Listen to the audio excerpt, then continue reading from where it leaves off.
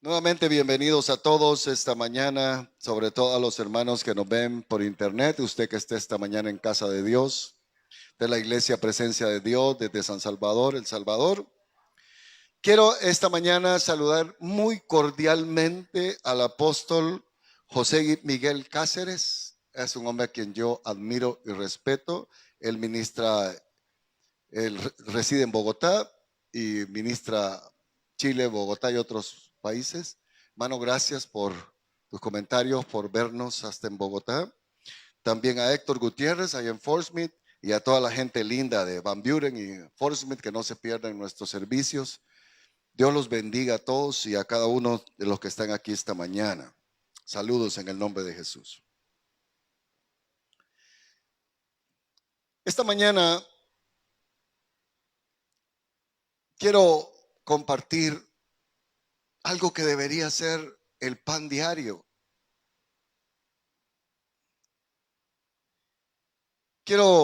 Le puse de título La asombrosa alabanza del apóstol Pablo en Romanos 11, 33, 35.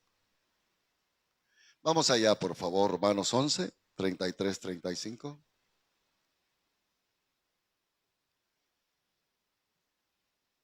Oh, esto es una ricura, hermano. Yo no sé si voy a tener la gracia y la capacidad para explicarlo, o usted tiene la gracia y capacidad para recibirlo. Así es que solo el Espíritu Santo sabe qué va a hacer con nuestras vidas después de esta prédica. Quiero dedicarle específicamente a los dos directores de alabanza que abran su corazón, ¿verdad? Ellos son responsables de la conducción, no de cantos, de la conducción de la iglesia a la presencia del Señor. No es un asunto de cantar, hermano, ni de tocar. Y dice el apóstol: oh, profundidades de la riqueza, de la sabiduría, de la ciencia de Dios. Cuán insondables son sus juicios. Aquí juicios es decisiones. Es un juicio correcto. No es juicio de castigo, es un juicio de hacer algo juiciosamente, de hacer algo correctamente. Y dice el apóstol: cuán insondables son sus decisiones. ¿Quién puede entender las decisiones de Dios? ¿Quién puede entender sus decisiones? E inescrutables las formas de hacer las cosas, sus caminos. Porque ¿quién entendió la mente del Señor?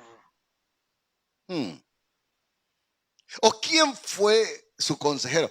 Esto parece hasta un sarcasmo, ¿verdad?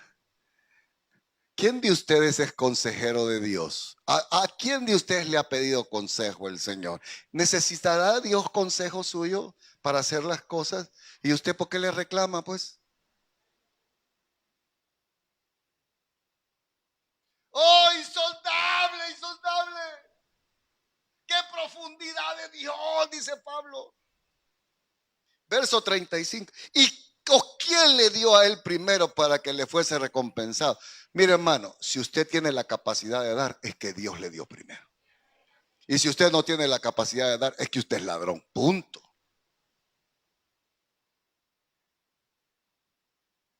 Porque lo que usted tiene, Dios se lo ha dado. Eso dice el apóstol. ¿Quién le ha dado a él primero para que Dios te dé después? Y pregunta más: para que fuese recompensado, porque de él y por él y para él son todas las cosas, a él sea la gloria por los siglos, amén. Esto se llama doxología en la Biblia. Hay 4 o 5 doxologías en la Biblia. Que el Señor nos hable, hermanos, y nos ubique por su espíritu. Pablo está escribiendo la carta a los romanos, que es la carta más espiritual junto a Efesios y Hebreos del Nuevo Testamento. Y él escribe la doctrina de la caída, salvación justificación y glorificación de nosotros, los salvos, en 11 capítulos, del 1 al 11. Ya del capítulo 12, 13, 14, 15 y 16 son conductas de los cristianos normales. Pero él, al terminar los 11 capítulos, él no puede más que parar. Ya terminó la doctrina de la salvación, justificación y glorificación de los hijos de Dios, y él irrumpe en un canto de alabanza. Oh, profundidad de la grandeza, y empieza a cantar. Son 3 estrofas, no las vamos a ver, no alcanzaría el día. Solo unas pinceladas, hermano. Esta es la palabra de Dios, hermanos. Oremos para que Dios nos bendiga. En nuestra cultura religiosa general, la cultura religiosa general, por no decir evangélica, es tan triste. Hablábamos con los ancianos hoy temprano. Es tan triste que esta cultura que tenemos es una cultura semicristiana. La mitad de los que están aquí o más son semicristianos.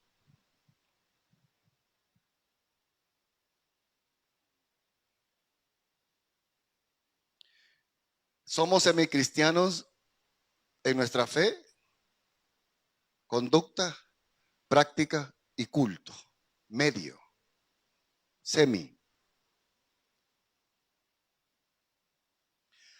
Las iglesias y los semicristianos están llenos de supersticiones, como por ejemplo, comenzar un culto poniendo sal en las paredes. ¿De dónde usted? Un salerío que tiene. Yo he estado en. No le ponen un vaso de agua que se puede tomar y el otro que no se puede, es agua bendita en los púlpitos. Supersticiones. Somos supersticiosos, humanistas, paganos en las iglesias. Paganos, hermano. Cuando juegan los equipos favoritos de la gente en las iglesias, no van a la iglesia por ir al estadio. Así son, hermano. O si el capítulo de la novela que van a dar hoy va a estar bueno, tampoco vienen, hermano. Porque somos mundanos en nuestra conducta, práctica y culto. Siempre hay algo más importante que hacer que Dios. Ese es un pagano. Mire, la gente habla de Jesús, la gente, pero no el Jesús de la Biblia. Es un Jesús imaginario. La gente habla de Dios, pero no es el Dios de la Biblia. El Dios que predica la cultura semicristiana no es el Dios que está revelado en las Escrituras. La gente cree en un Dios a la medida, un Dios que pueden manipular, un Dios que le pueden torcer el brazo, a un Dios que le pueden ordenar las cosas, a un Dios que está a mi servicio. Voy a salir, Señor, voy a ir al Cerro Verde. Me cuidas el carro, me cuidas el chucho, me cuidas al gato, me cuidas bueno, ¿quién es el siervo y quién es Dios? Y con esta cultura semicristiana tenemos un problema y lo enfrento yo aquí todos los domingos con ustedes.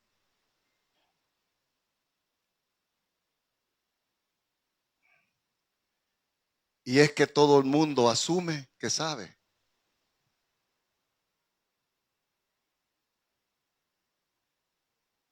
Yo sé.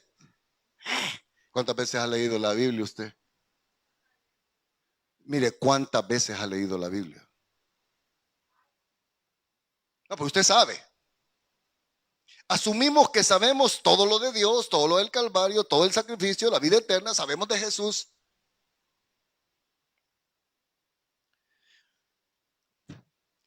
Y como creemos que sabemos, no podemos ser enseñados.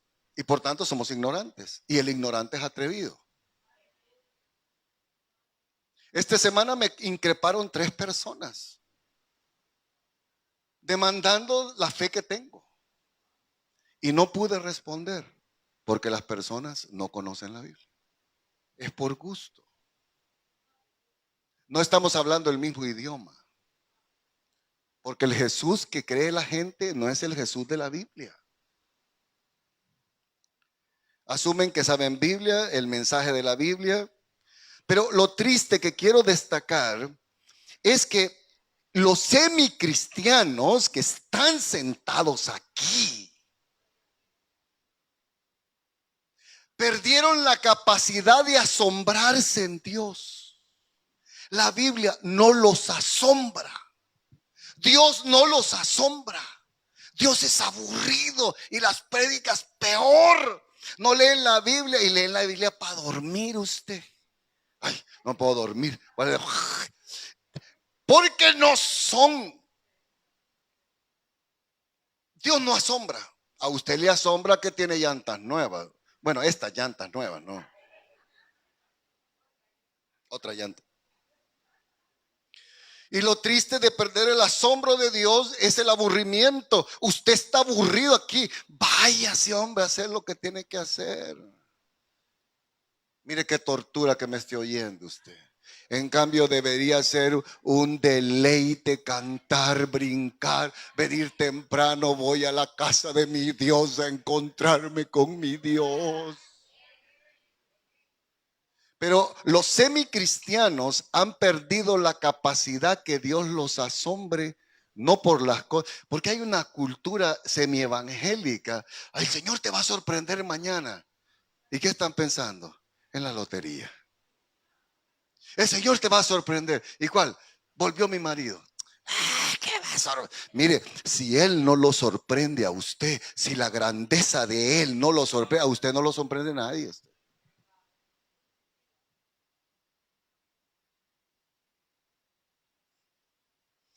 Y como hemos perdido la capacidad de asombrarnos de sus maravillas, perdemos el hambre de buscar a Dios para ser transformados a la imagen de Cristo. Es una carga venir a la iglesia, es una carga servir, es una carga leer la Biblia. Yo he estudiado por 40 años las escrituras, hermano, y la he estudiado profesionalmente también, en institutos, seminarios y colegios de teología. Y no conozco a Dios como debería conocerlo. Gente que me cuestiona mi fe, mi doctrina y conducta, y nunca han leído la Biblia. El ignorante es atrevido, hermano. Y como dicen, ha oído a palabras necias, por eso Dios no le contesta. No estoy bromeando, hermano. Dios no oye al necio.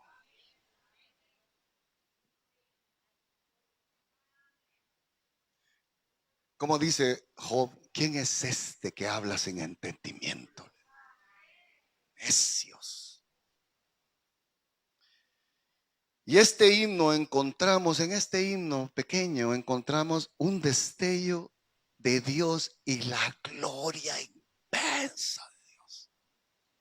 En estos pequeñas 3 estrofas, el apóstol Pablo dejó de escribir y empezó a adorar al Señor, hermano, con una de los contenidos más profundos de las Sagradas Escrituras.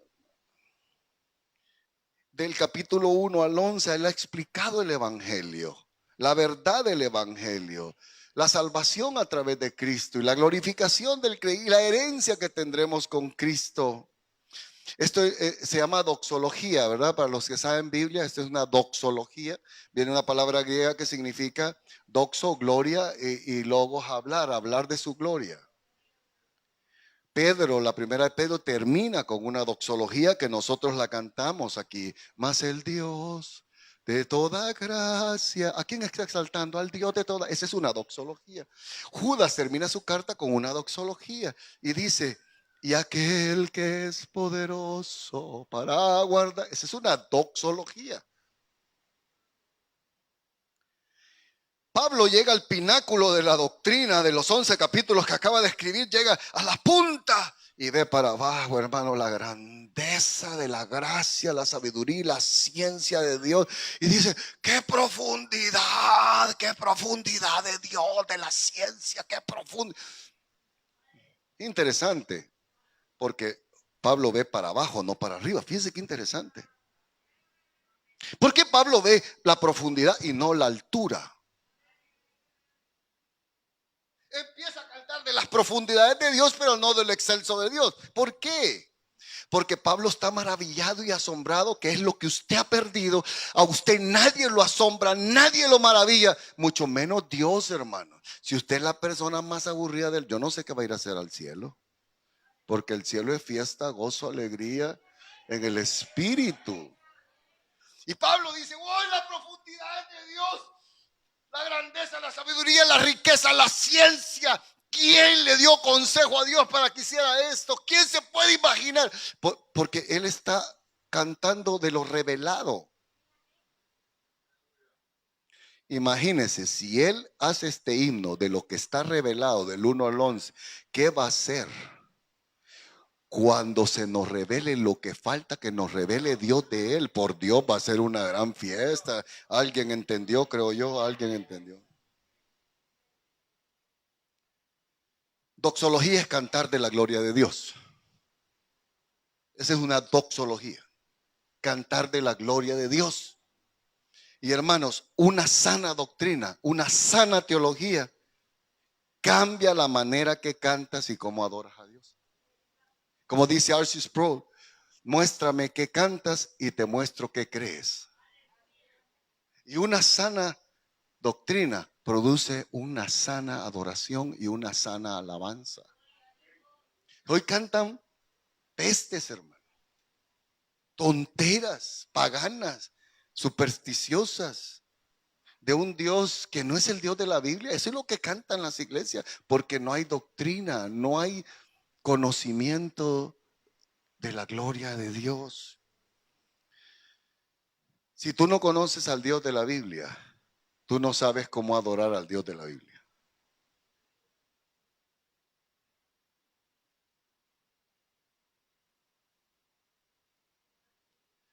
Pablo comienza Romanos capítulo 1. 2 minutos te voy a hacer.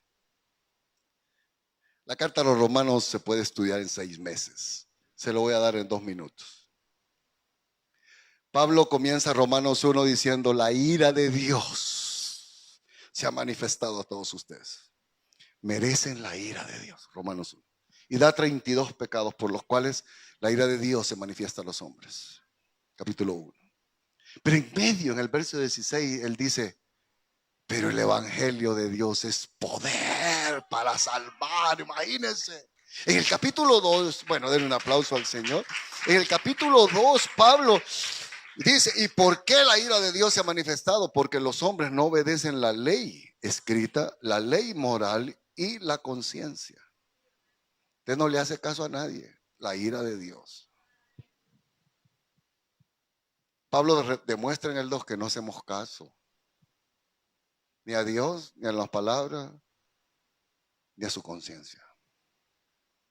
En el 3, por tanto, están destituidos de la gloria de Dios. 4, hay una esperanza. 5, dice, antes estaban condenados en Adán. Ustedes estaban unidos a Adán. Y por eso están condenados, capítulo 5. Pero ahora están unidos a Cristo. Y han sido perdonados, justificados, reconciliados. Y ya no son enemigos y son hijos. Hoy, capítulo 5, son hijos, son hijos.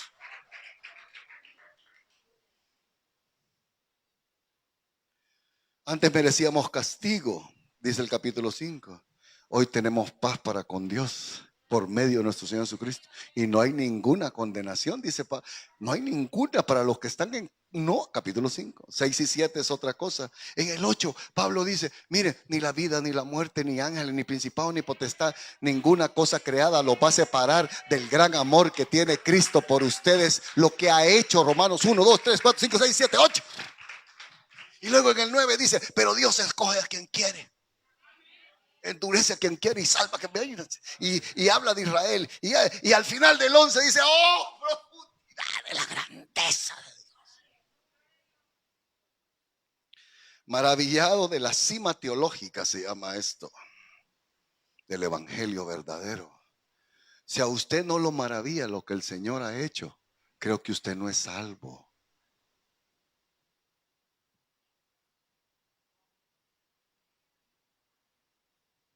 Oh, profundidades de las riquezas, de la sabiduría, de la ciencia de Dios. Cuán insondables son sus decisiones, inescrutables sus caminos. Nosotros somos demasiado superficiales para un Dios tan grande. ¿Usted piensa que con venir 40 minutos a sentarse aquí, ya estuvo? 3 oradas, 2 mocos, 2 arrodilladas, 3 vigilias. Qué lejos estamos de Dios. Dice Pablo, hey, todo esto es demasiado profundo para nosotros. Y Pablo en este pequeño canto enumera un montón de atributos de Dios que no los vamos a ver porque nos volveríamos locos. Solo le voy a decir unas cosas locas, hermano, de Dios. Las riquezas de su sabiduría. Dame el 33. Qué barbaridad. Majo. Oh, profundidades. Oh, profundidades de las riquezas de su sabiduría. ¿Qué canta usted?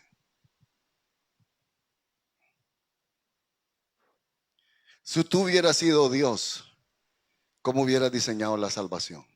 Si usted hubiera sido Dios, ¿cómo diseña la salvación? Yo estoy seguro, por obras y por portarse bien, yo. Y Dios no, porque hay una riqueza de su sabiduría. Le voy a decir algo.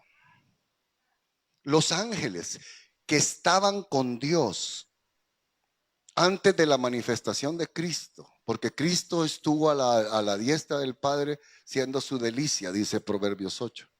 Pero Él bajó un día, se hizo hombre, ¿verdad? ¿Sí se entiende lo que estoy diciendo? ¿O ya no? ¿Sabe que los ángeles que estaban con Dios no conocían a Dios?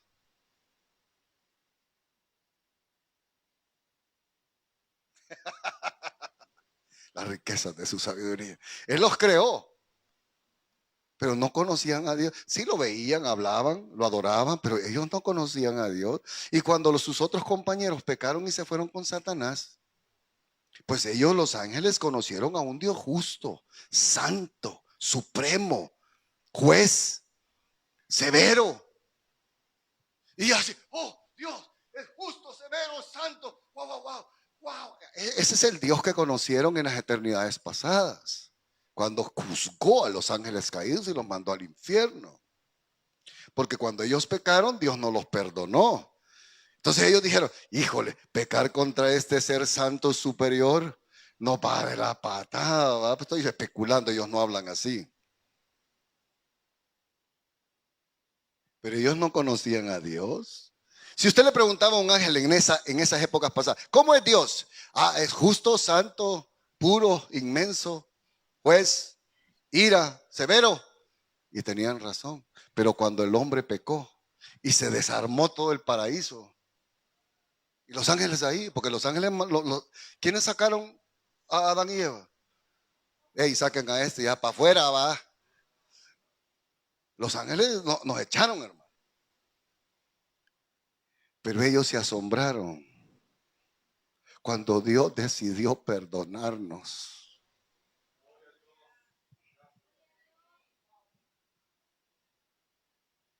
Ellos no conocían a un Dios misericordioso, lleno de bondad, de amor, de, de gracia. Y dijo, ¿cómo nosotros pecamos y no nos perdonaste? Y tú vas a esos seres inferiores, porque somos inferiores a ellos. Y Dios se les mostró de una manera que nunca lo habían visto, hermano.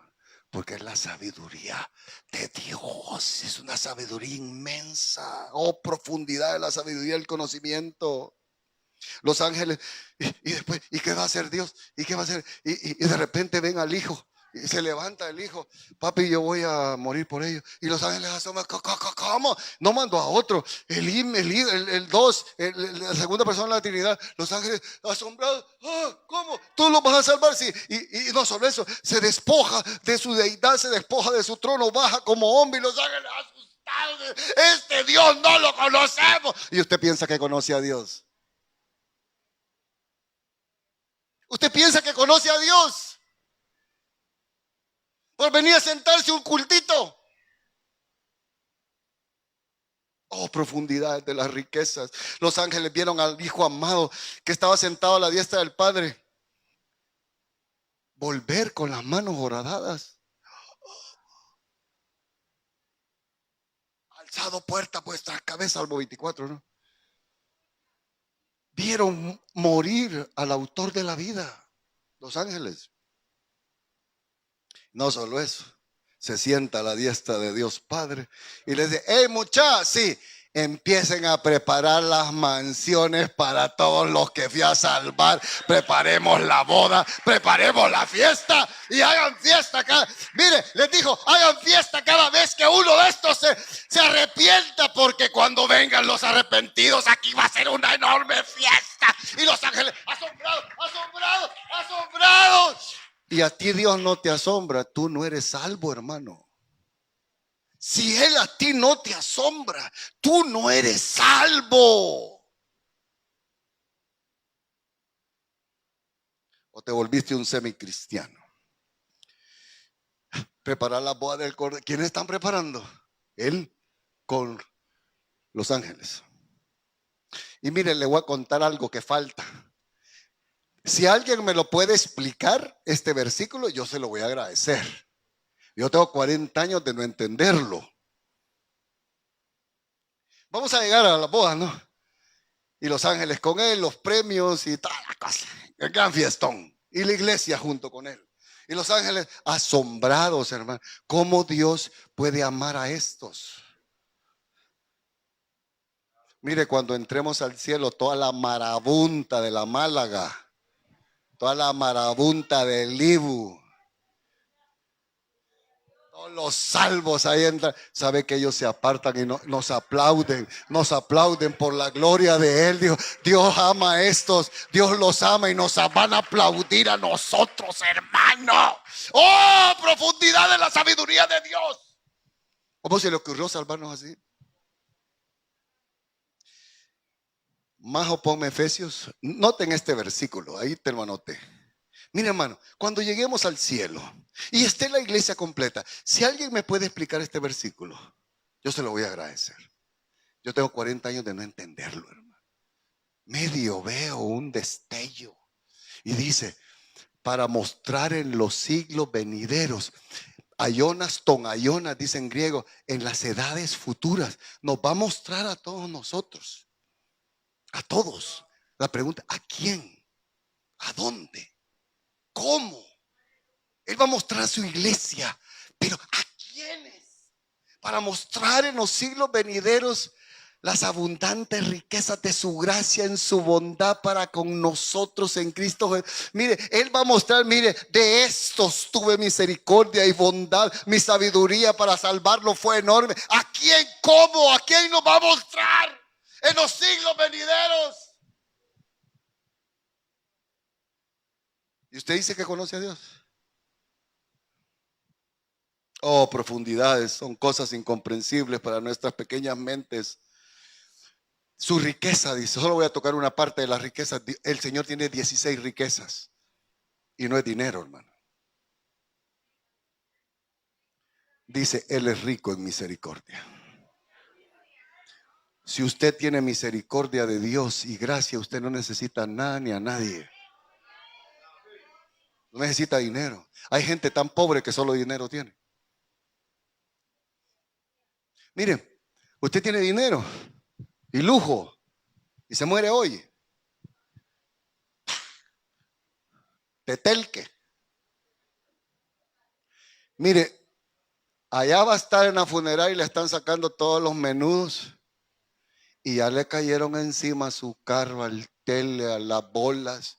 La caja fuerte desaparece y quedan peleándose por las pólizas, porque nadie se va a llevar absolutamente nada material al cielo. Pero si usted tiene la gracia y la misericordia de Dios, la misericordia de Dios nos acompaña todos los días de nuestra vida y hasta la vida eterna, hermano. ¿Qué necesita usted? Usted necesita misericordia. Aunque no tenga dinero, Dios va a suplir. Aunque no tenga salud, Dios va a suplir. Aunque no tenga, si usted tiene la misericordia. Y porque el salmista dice, tu misericordia es mejor que la vida. ¿Cómo puede ser eso? Para usted no. Para usted el dinero, las chirilicas, la ropa, eso es lo mejor. Para la Biblia no, porque usted no es un cristiano bíblico. El cristiano bíblico dice: tu misericordia es mejor que esta vida que tengo. Semicristiano. ¿Quién podría imaginar esto, hermano? Le digo un no sé cómo de llamarle, hermano. Le digo una tripachuca. ¿Entienden la palabra tripachuca? De Pablo. Esto es una locura como solo a él se le puede imaginar. Romanos 11:30. Mire. Pues como vosotros también esto es antes del canto, ¿no? Este texto está inmediatamente antes del canto. Pues como vosotros también en otro tiempo erais desobedientes a Dios, pero ahora habéis alcanzado misericordia por la desobediencia de ellos. Fíjense, está diciendo: por la desobediencia de los judíos, aunque ustedes eran desobedientes. Es una redundancia de la misericordia, pero por la desobediencia de los judíos, aunque ustedes eran desobedientes, alcanzaron misericordia mía. Es decir, por la desobediencia de ellos, usted entró a la iglesia. ¿Sí? ¿Entiende eso? ¿Quién desobedeció? Ellos. ¿Quién entró? Usted. ¿Por qué? Por la misericordia de Dios. ¿Verdad que hasta ahí entendemos? Veamos el otro texto, 32. Porque Dios sujetó. No, el anterior, el 31. Así también, estos, los judíos, ahora han sido desobedientes, para que por la misericordia de Dios a vosotros ellos también alcancen misericordia. ¿Qué está diciendo? Mire, yo por la desobediencia de ellos ustedes entraron, ahora por la desobediencia de ustedes ellos van a entrar. Porque dice el verso 3: oh, riquezas y profundidades de la sabiduría y la ciencia de Dios. Nos meten desobediencia para que entren los judíos, nos mete a nosotros para ellos y a ellos por nosotros. ¿Por qué? Verso 32: porque Dios sujetó a todos a desobediencia para tener misericordia de todo. Cuando todo le está saliendo mal, cuando todo está mal, Dios va a mostrar la misericordia, porque estamos sujetos a desobediencia. No se la pique. Usted diga: gracias, Señor, porque vas a mostrar misericordia para con todos. Eso es el evangelio, hermano. Oh, profundidades admirable de la sabiduría de Dios. Qué profunda. Dios dijo: la salvación va a ser gratis. Bueno, no es gratis, murió Cristo, pues, pero yo lo hubiera planeado por obras, hermano. Que se porte bien, entre. Que se porte mal, salud, lulú.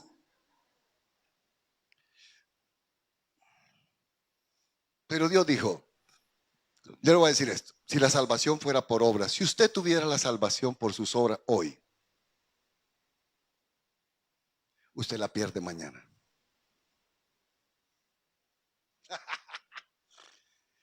Si usted se agarra de Jesús, usted se suelta mañana. Por eso Él nos tiene en su mano. Y no vamos a ser arrebatados de la mano del Padre, porque la obra es hecha por Él. Y Dios dice: yo te voy a salvar por los méritos de otros, no por los tuyos. Son los méritos de Cristo lo que nos da la salvación. Ese es el evangelio, hermano. Para que nadie se gloríe.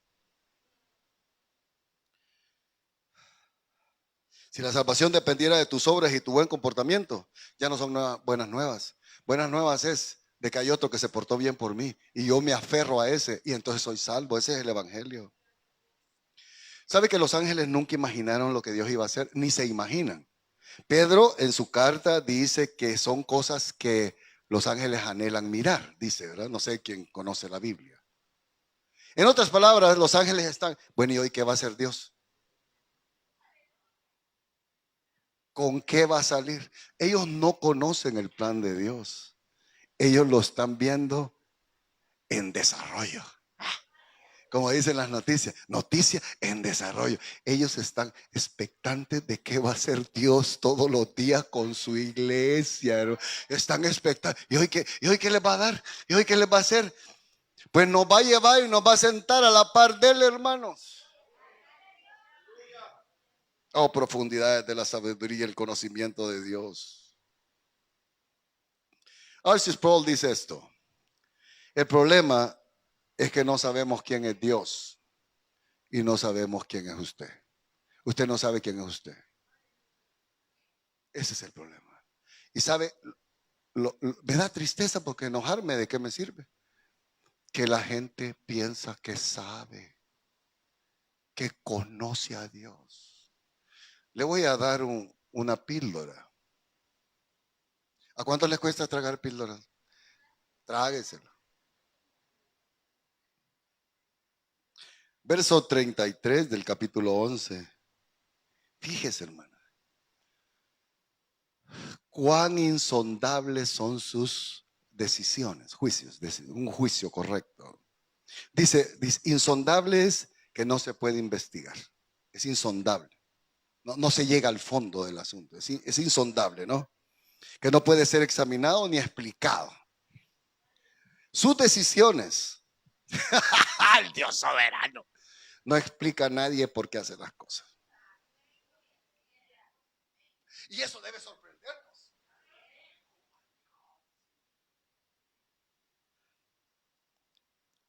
Las cosas que pasan y las cosas que Dios permite que pasan son insondables.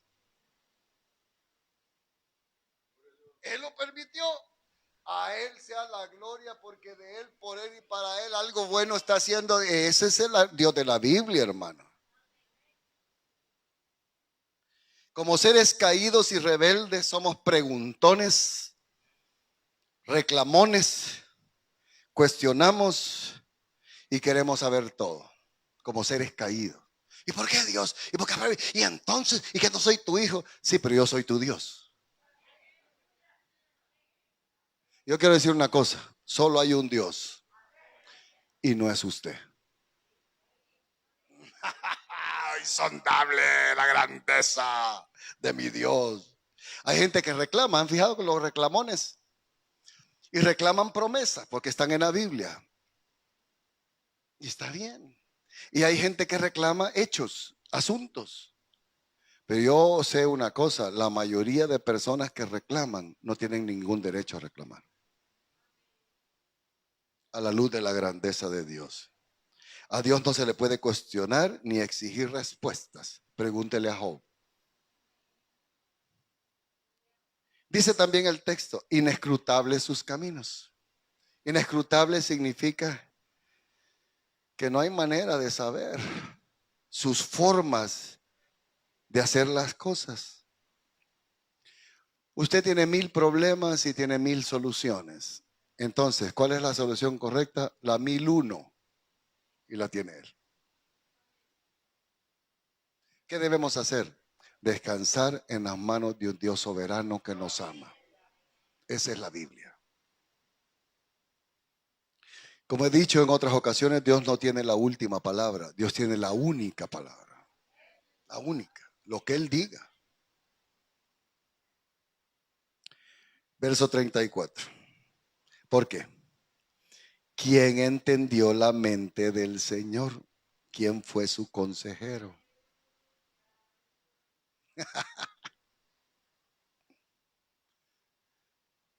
Un ser pecador bueno, como yo, ¿cómo va a entender a Dios usted? Con que ni me entiendo yo solo usted. ¿Cuántas veces usted no se levanta peleándose con usted? Hoy hace una cosa, mañana quiere otra, hoy quiere uno, porque ni nos entendemos nosotros. Y dice Pablo, yo estoy cantándole al Dios soberano, ¿quién entiende al Señor en su pensamiento? Quiero decir algo, los actos de Dios son impecables. Todo lo que pasa en su vida es impecable. Sus hechos están hechos en perfecta sabiduría para su gloria y para nuestro bien. Todos sus actos son puros, santos, sabios, buenos para alcanzar una salvación perfecta. No hay nada que a Dios le pueda sorprender, asustar o que se le haya salido de las manos. Por estar atendiendo a Sofía, entonces descuidé.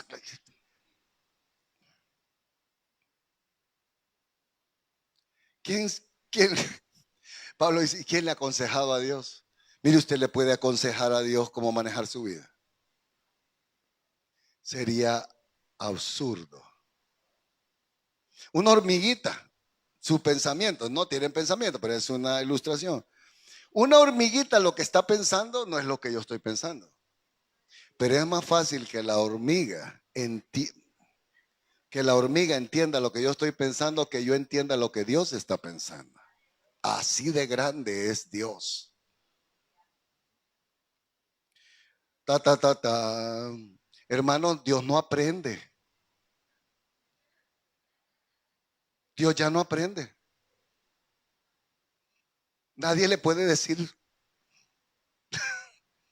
Él lo sabe todo. Ese es el Dios de la Biblia. No hay quien le enseñe o le aconseje. Señor, si no haces esto, me voy. Salululu. ¿Y por qué no haces esto? Porque no. ¿Por qué? Porque yo soy Dios y vos no. No hay quien le diga qué haces o por qué no haces, dice Romanos 9. Oh, ¿por qué me has hecho así? Mire, ¿por qué me hizo a mí así tan bonito? ¿Por qué? Pues, él sabe. Tan alto, como dice el pastor Alberto, a 1,93 o verdes. Si Él me hizo así, es para su gloria. Y si usted es bonito, es para su gloria. Y si es más bonito también. Y si es fellito, gloria a Dios. A Dios nada lo puede sorprender. No hay nada en el universo, grande o pequeño, microuniverso. Mire, hermano, nosotros seguimos conociendo la ciencia, el ADN, los genomas. Cada día más. Las partículas atómicas, las subatómicas. Cada día.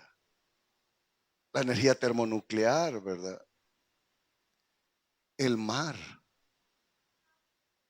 Hay que nadar, nadar, nadar. El mar, cada día. Y eso es lo natural. Y usted piensa que conoce al Dios eterno. Eso se llama arrogancia, hermano. Dios conoce exhaustivamente a cada ser humano. Dios conoce exhaustivamente todas las cosas. Dios lo sabe todo. De todos. Dios lo sabe todo de todos. Dios lo sabe todo de todos. Y aún así no nos mata.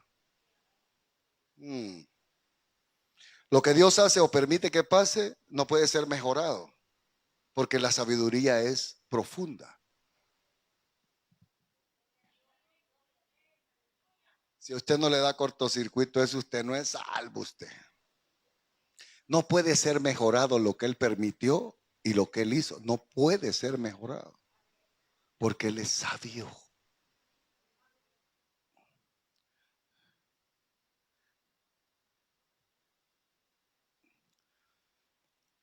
Juan, nuestro Señor Jesucristo dijo, esta es la vida eterna, que lo conozcamos a Él, a Dios y al que Él envió. Esa es la vida eterna. Nunca vamos a conocer al Señor en su plenitud, nunca. Vemos, para ir concluyendo, que el conocimiento de Dios produjo alabanza.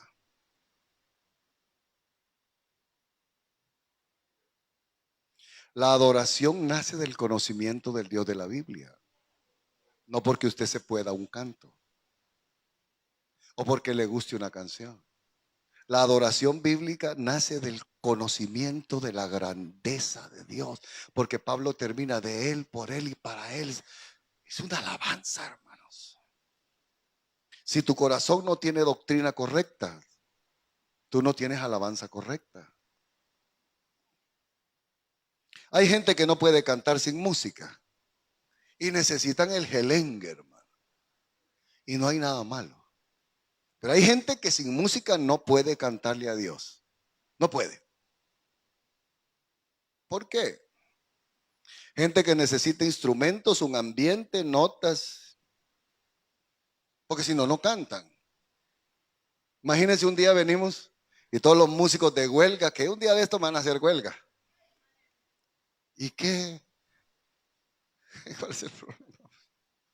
Pablo no tenía músicos ni nada, él estaba solo escribiendo y terminó con la mayor y más profunda alabanza del Nuevo Testamento, hermano. Jesús no dijo, fíjate, Jesús dijo,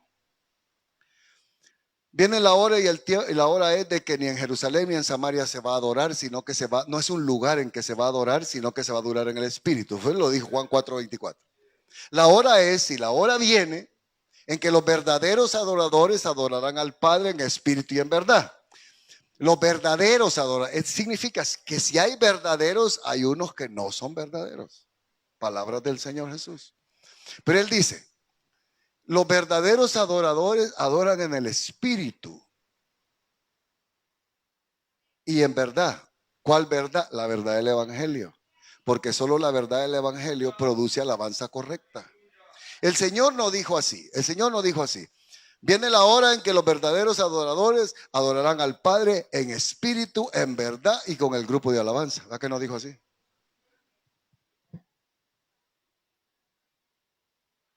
Estos que tenemos aquí ni adoran a usted.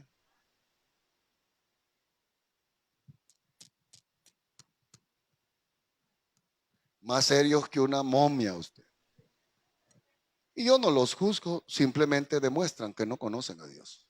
Porque el que conoce a Dios y la doctrina de Dios, adora a Dios, hermano. Sin instrumentos, sin nadie.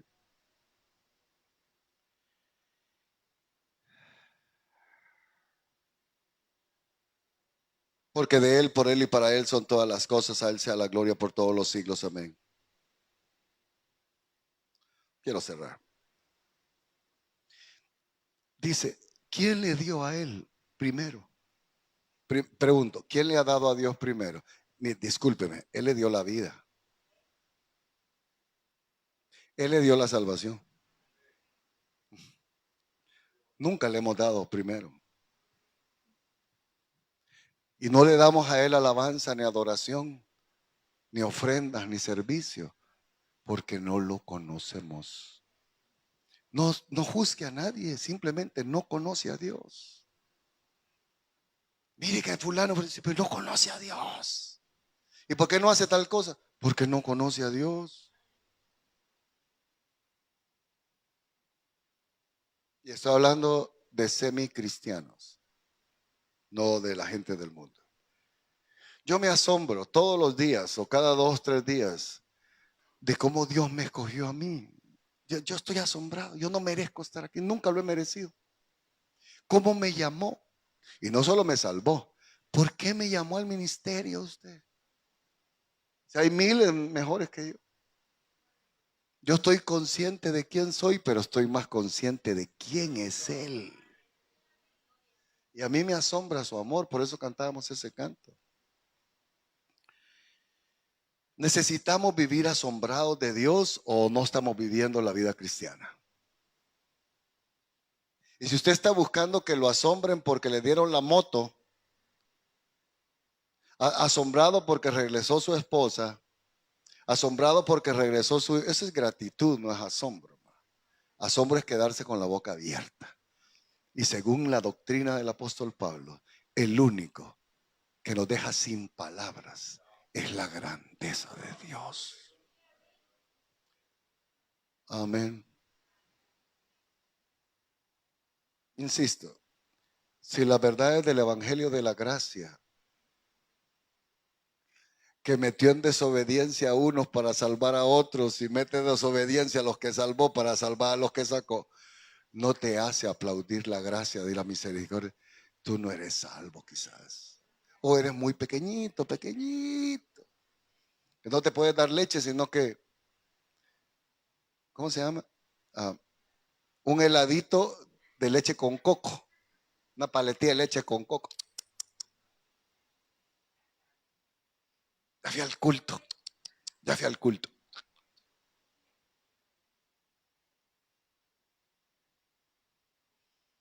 Si a ti no te maravilla Él, no conoces al Señor como debes conocerlo. Si la grandeza de un amanecer no te quebranta, si el canto de los pájaros no te quebranta, si la inmensidad de un océano no te quebranta, si saber que estás vivo no te quebranta, que lograste que te pagaran la quincena no te quebranta, tú no conoces al Dios de la Biblia y asumes que conoces a Dios. Qué peligroso. Que la gracia del Señor sea con todos nosotros. Señor, muchas gracias.